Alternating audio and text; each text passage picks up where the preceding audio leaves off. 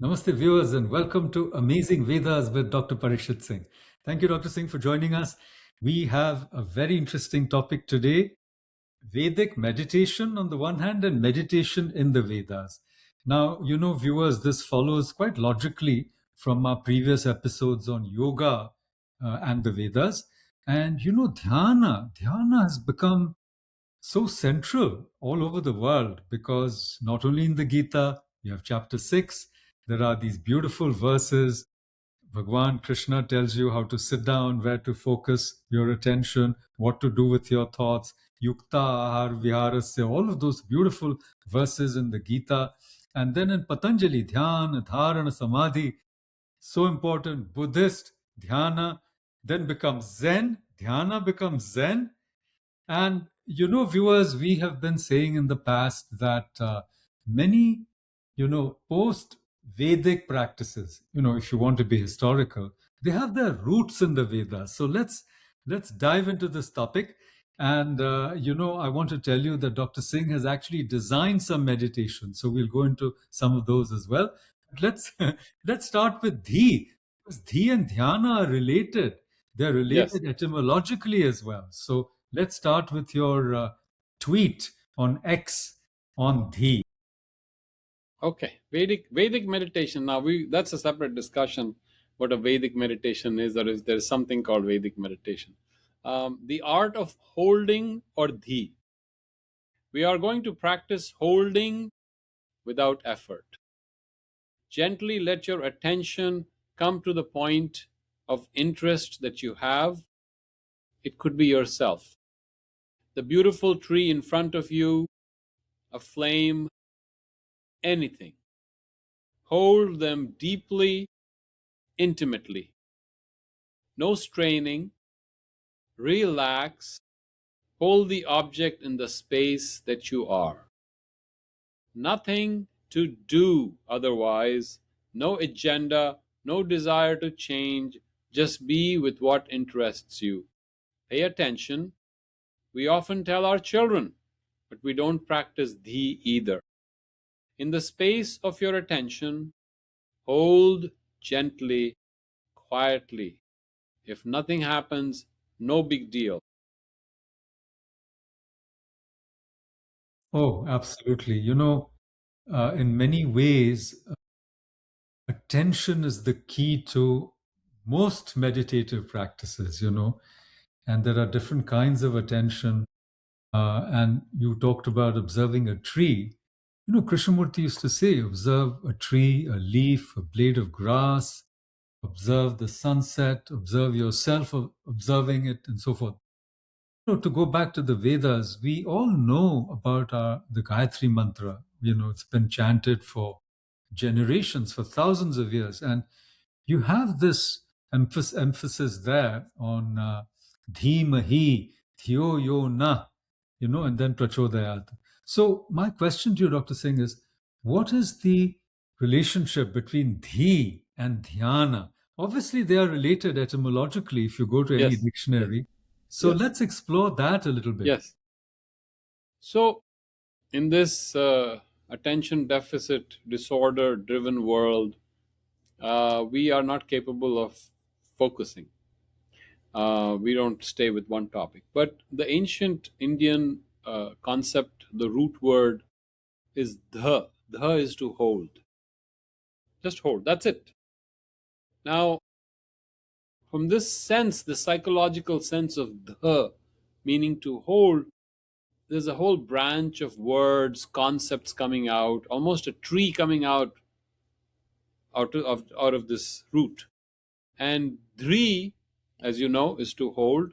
Dharya, dharya is to hold. Dhara, dharati, dhara is the earth which holds us. And Dharma. we have talked about the dharati sukta, Prithvi suktam. And then comes one of the most important words in yoga called dharana.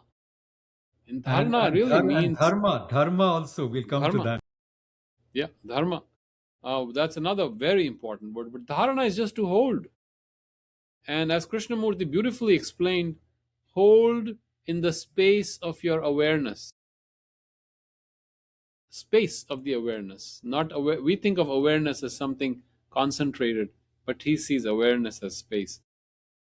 Everything that we have, that we are in our ambient surrounding, is in that space. And to hold things as they are with attention, lovingly, as Krishnamurti says, with deepest attention, lovingly holding it, that is dharana. And the ability to hold things is so critical. This concentration was, Swami Vivekananda said that if we teach our children just to concentrate, that's it. That's all the education they need. He was a big proponent, and he was a very disruptive, creative man, a great man who broke through all the standard thought structures that we had created. And he said that. So it is very important. Dharana is perhaps the key to meditation, perhaps, of course, the key to dhyana, and then, of course, to samadhi. That too is dhi. Buddhi, intelligence. And that is when you hold everything appropriately, keeping it in the right place, that sense comes out of it. Buddhi. Buddha himself comes out of dhi. And of course, as you've pointed out, dharana and dharya. And dharma. Dharma is that which holds us, which bears us, which holds us together, or that which we hold on to keep us together. You can take it in both senses. And dharma is a very important word because it's not religion. So you see how dhi has so many significances. If we just meditate, do some dhi on the word dhi itself, then I think a lot of things will open up. And dhiyo yo naf prachodaya at, and om bhurbhuvasva, where we say tat savitur varenyam bhargo devasya dhimahi.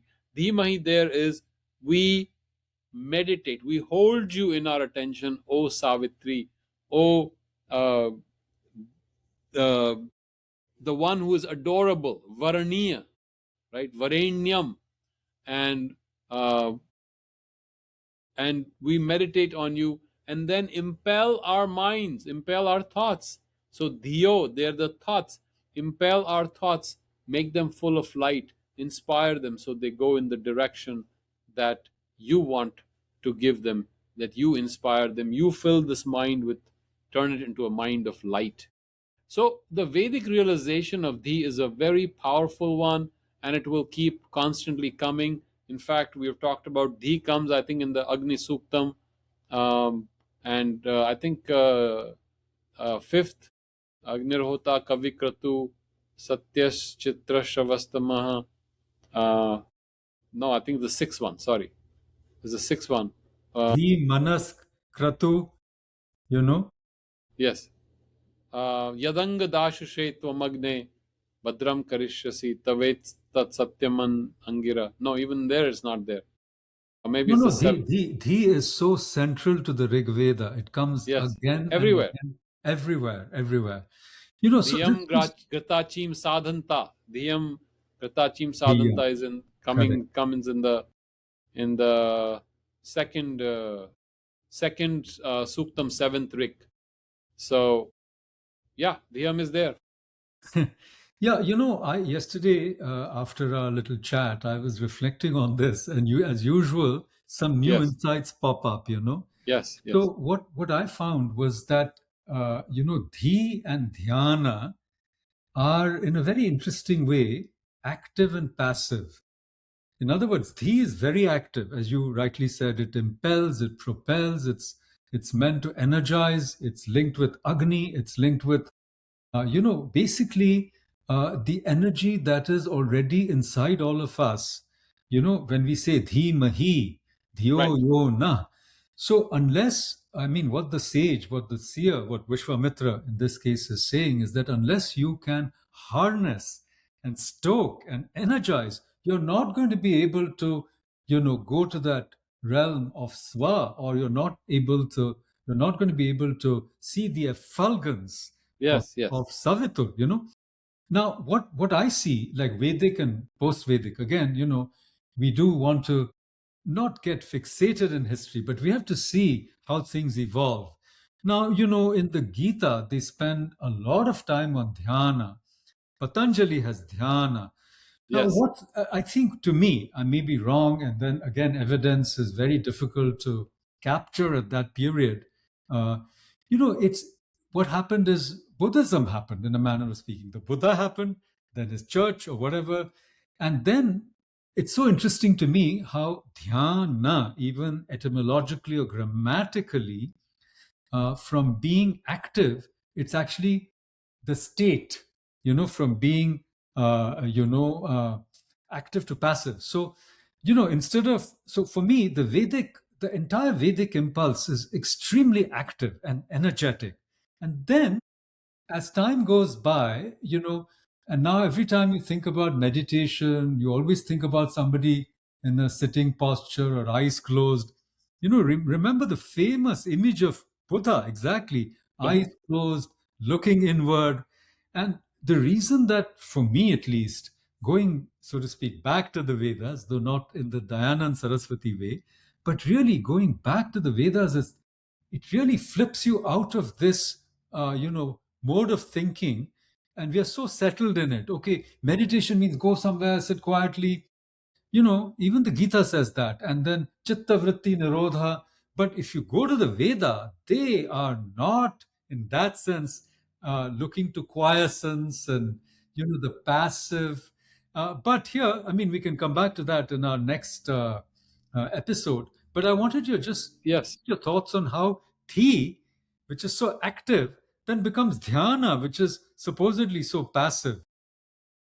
So I just realized, upatvagne dive dive dosha avastarti. Yeah, Yeah, dive, vayam. dive, there you go. Yeah, Yeah, day and night, uh, and we constantly focus on you. And vardhamanam svedame. So it you build, and again vardha is also, dha is right there. So yes, in the Veda is a very integral approach. It is the approach of tapasya, tejas, which is rajas, transforming into light, into energy, into agni.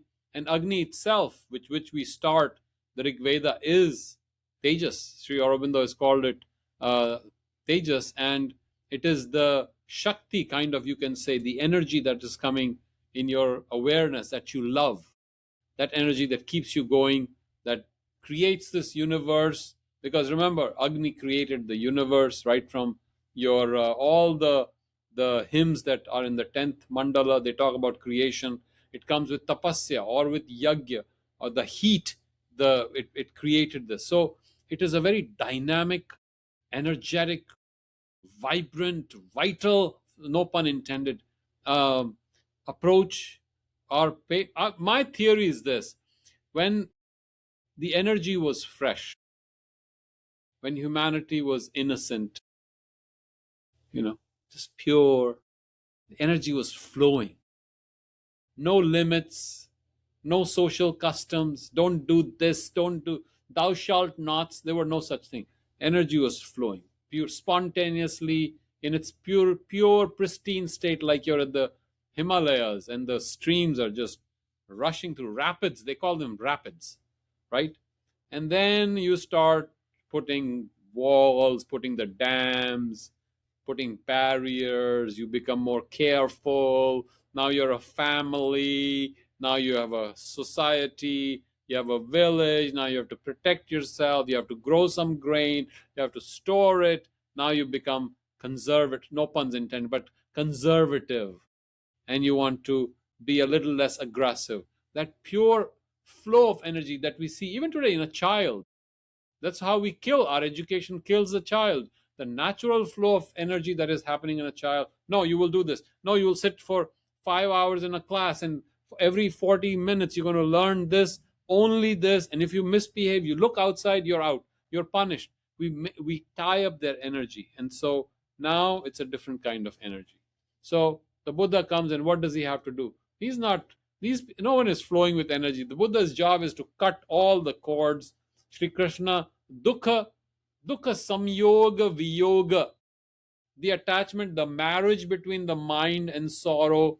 Shri Krishna says, cut it, Got it, got it. right? The So core. that is what he calls yoga. They had nothing to cut. They were exploding with energy. That's at least my take on it. But you're right. The Veda is a very dynamic, integral approach to spirituality, to life. They accepted life. They accepted the physical world. They were not afraid of doing things, breaking all the barriers, because there were no barriers. But you're Exactly. right. I agree with you.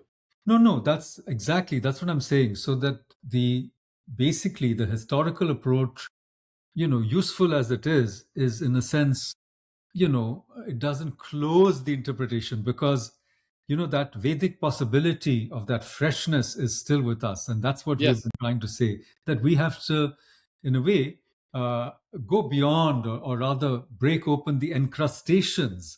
And Yes. in fact, thinking about meditation itself, viewers, we want to wish you both the rapids and the placids of meditation. Okay. And on that note, thank you, Dr. Singh. Okay. Viewers, please like, share, and subscribe to our channel, and do join us in this flow of, Gyan Ganga or wisdom, whatever you want to call it.